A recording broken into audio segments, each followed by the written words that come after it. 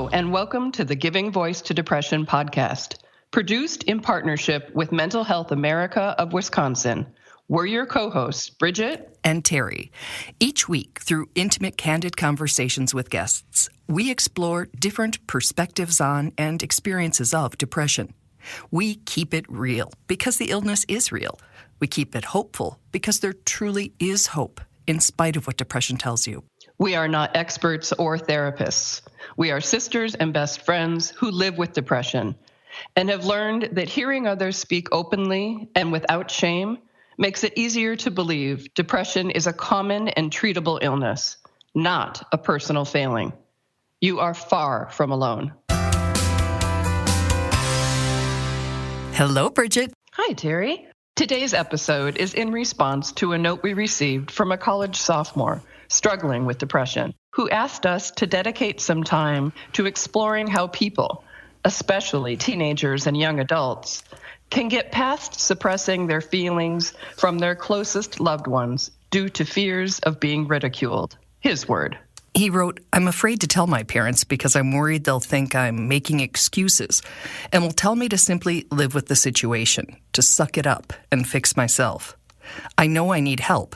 It's just that telling my family scares me. They have absolutely no idea what's been going on in my head and the absolute lack of pleasure I've felt."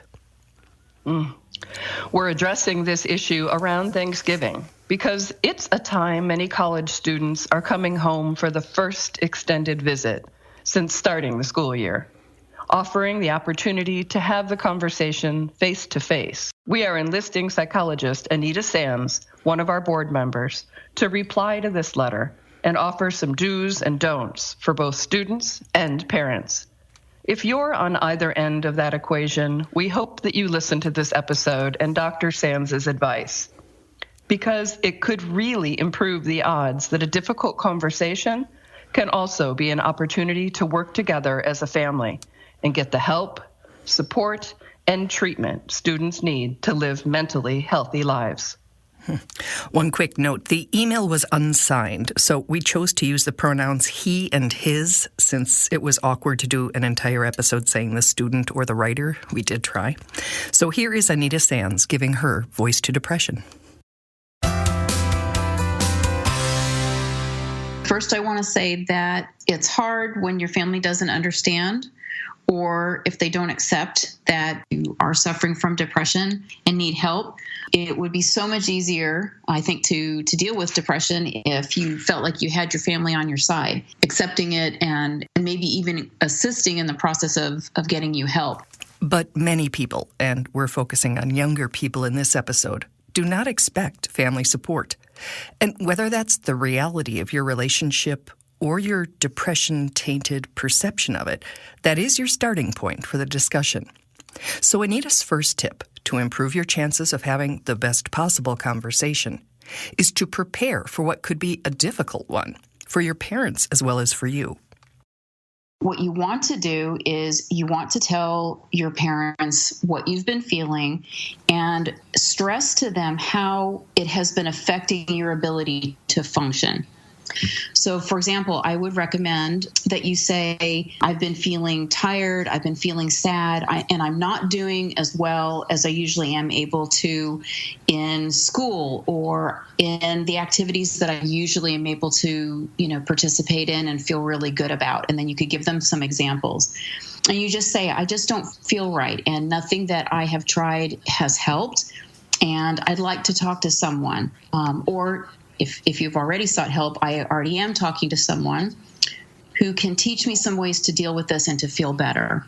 I think most parents care deeply about their children's ability to function, and that's what you really want to highlight. So it sounds like you're saying describe the symptoms as opposed to self-diagnose. Correct, because that leads me to my first don't, which is, you don't want to walk in and say to your parents that I'm depressed or I think I have depression without the benefit of having a professional making that diagnosis and providing a treatment plan. It is okay for your parents to be a little skeptical about you making a self-diagnosis.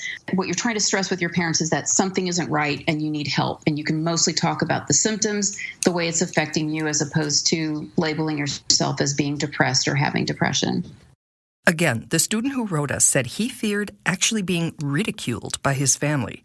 In that situation, or if the conversation just feels too big to have alone, Anita says enlist an ally who your parents trust. So that might be your family doctor, a close family friend, or even a member of the family that they simply respect. So what you're looking for is someone who you think will hear you out and listen to what you have to say, and then be able to sort of advocate for you with your parents. Kind of the first thing it sounds like the student is thinking the parents are going to do is say, listen, you can deal with this. So you need someone who can advocate for you and say, you have done everything that you can do, and we kind of need to go to the next level of intervention with the issue. Anita says timing is another important factor to consider.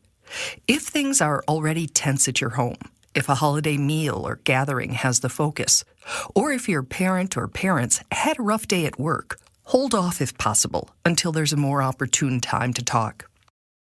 So you want to try to find a time where it's quiet, you're not likely to be interrupted, people are, I would say, the least stressed that they're going to be, and you would improve your chances of not getting sort of a knee-jerk reaction where people just feel like, I can't deal with this too. Anita's next point is an important one. Even if the people you'd like support and understanding from can't or won't give it, you still have to take care of yourself. So no matter how the conversation with your family goes, if you need help for what you know or believe is depression or another mental disorder, please get it. So you just don't want to let that be a barrier to you moving forward and getting that help. You just may never get the understanding that you would ideally like to have. So whether or not your family understands or helps, you've got to go to the school counseling center? Yes. The center is an excellent first resource. And for someone who is already over the age of 18, they have that ability. For minors, their school's counselor or their youth minister, teachers, coaches are excellent resources to turn to as gateways to getting them to resources for counseling. And again, can serve as those allies or those advocates to talk with parents about the need for, getting some extra help for their kids. The student, like many we've talked to, feels like he should be grateful and not depressed because of the many opportunities and friends he has.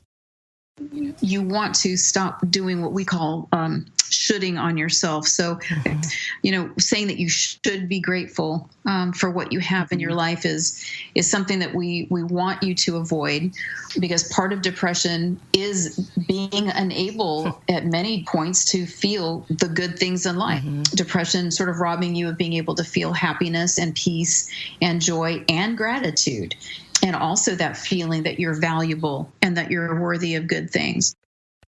Anita reminds a person can be aware of their blessings and still not be able to feel them when they're depressed.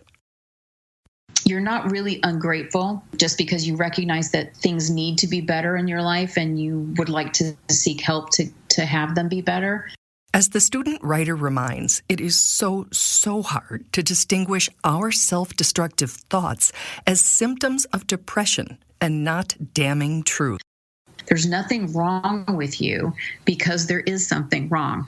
Depression isn't a character defect. It doesn't mean that you're weak. It doesn't mean that you have done something wrong. It does make things go wrong in your life, but it isn't about you.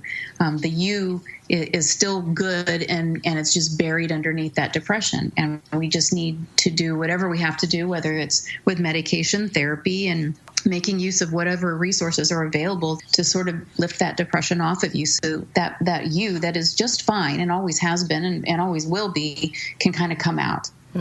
That's a really nice point, because you do not feel just fine. You don't. Well, I remember you think you have lost your worth. Yes, absolutely. And we always say that depression lies, and that is certainly one of the things that depression tells you is that, life is pointless, you are worthless, nothing matters. It's all of those terrible, awful, awful lies. And that's one of the worst ones. I think, the people who suffer with depression, so many of the folks I work with are just wonderful people, but there's no way in the world that when the depression has really, really got them in their grip that they would ever feel that way.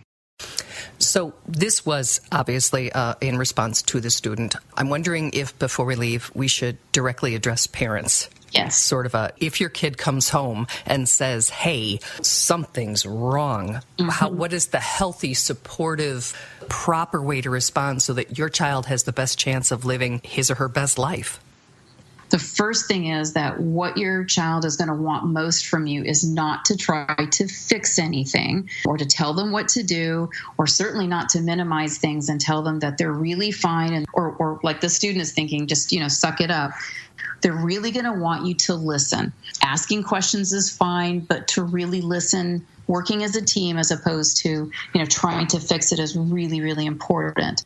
Dr. Sands says 2 reasons parents can be afraid to talk about their children's depression are opening the mental door to the possibility of losing a child to suicide and the fear of being judged or blamed for their child's illness.